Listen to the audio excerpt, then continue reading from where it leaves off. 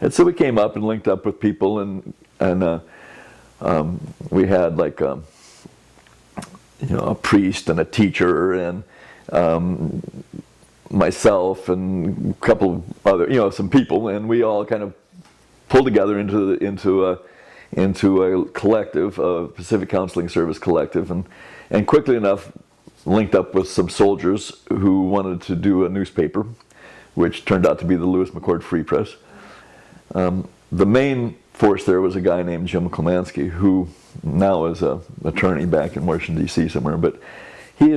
was a lieutenant in the Army, and he had worked on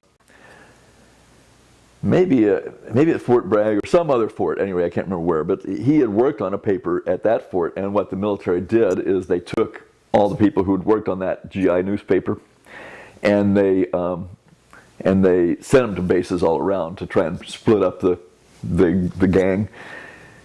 Of course, that was kind of like cutting off the legs of a starfish, and each one grows a new starfish, and so whereas you had one starfish before, now you have 20 starfish as well. That's what happened, and so Klemanski came up to Fort Lewis, and he arrived full of vigor and determination to start a GI newspaper, and